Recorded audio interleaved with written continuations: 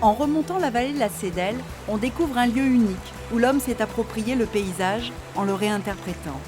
Nel et Philippe Venty ont créé un arboretum qui épouse les formes d'un vallon. Une multitude d'arbres et d'arbustes du monde entier s'y côtoient et se fondent dans le paysage de bocage. C'est vraiment apaisant de se promener dans cet arboretum.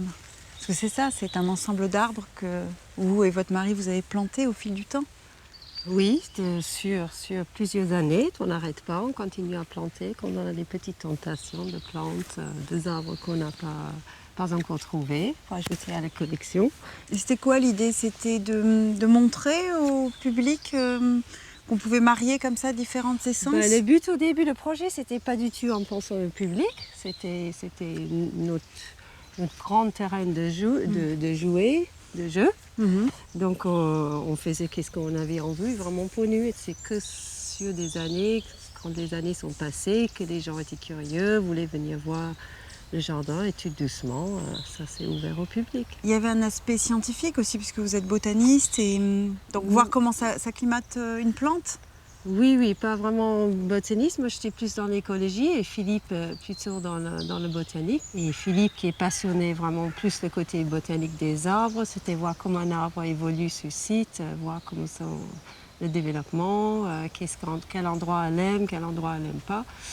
Et on n'a jamais vraiment cherché à avoir un arbre qu'on aime bien, il faut qu'elle pousse là. Si ça ne plaît pas, tant pis.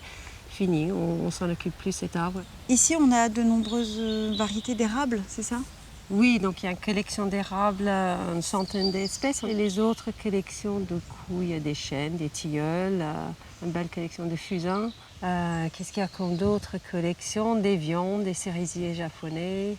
Et là, on est entouré des rhododendrons. Donc ça, c'était... Je ne sais pas si c'est une erreur. On aime bien là, à ce moment-là, quand ils sont pas en fleurs. Et le public attend ce grand moment quand les rhododendrons sont en fleurs, avec ces grosses fleurs très flashy violet. En fait, je pense que c'est presque trop pour le lieu, mais ils sont là, ils sont très belles, impressionnants, donc ils restent. Mais je pense que si je referai, je ne mettrai pas. Donc ça, c'est en prenant avec le temps. Et comment on décide de planter un arbre à une certaine place? Est-ce qu'on a pensé ou est-ce qu'on a dessiné le jardin avant? C'est un peu dessiné dans nos têtes, mais pas sur papier. Et après, c'est l'arbre elle-même et l'environnement où on pense la mettre, si ça va bien ensemble. On fait des essais. Et on essaye de choisir un endroit où l'arbre s'intègre bien, parce qu'on a quand même des arbres exotiques qui viennent d'autres parties du monde, dans un environnement naturel. Et au lieu de faire un coup de choc d'exotisme, on essaie de mettre tout en harmonie.